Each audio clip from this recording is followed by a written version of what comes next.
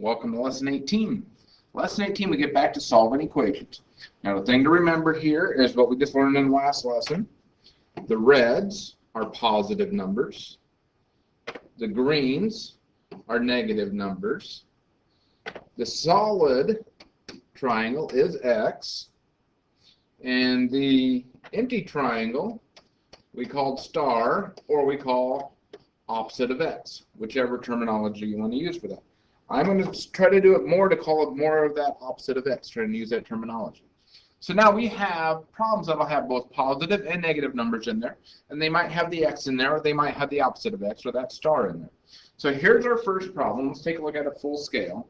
I have x plus 3 equals a negative 5. Any thoughts?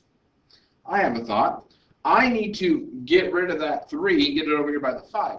Well, the only way I can do that is if I add something to both sides at the same value. If I add a green 3 to both sides, the red and green 3 will cancel each other out, and that leaves me with an x equaling a red and a green 5, which is a negative 8.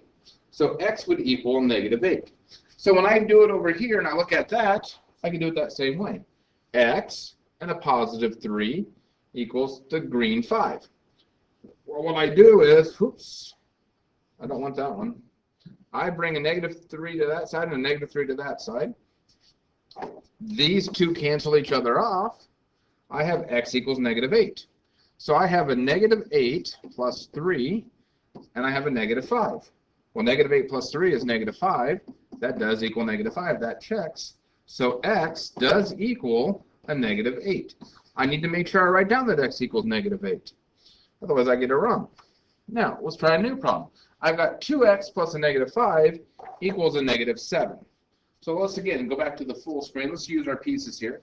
I've got 2x plus a negative 5 has to equal a negative 7.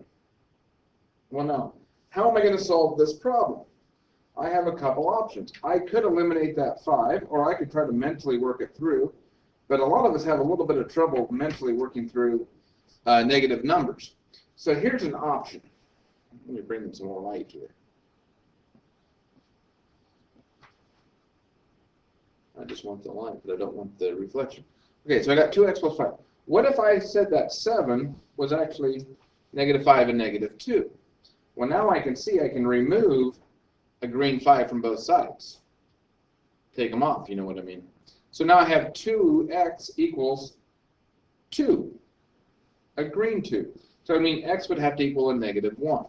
So as we look at that here in the problem, we had our 2x's, we had our green 5, and we had it equaling a green 7. But we said that green 7 was a green 2 and a green 5, which allowed us to take the green 5s away, and then say that x was a negative 1.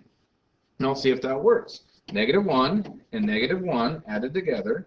If I add to that a negative 5, I want to know if that gets me negative 7. Well, negative 7 is the number on the right.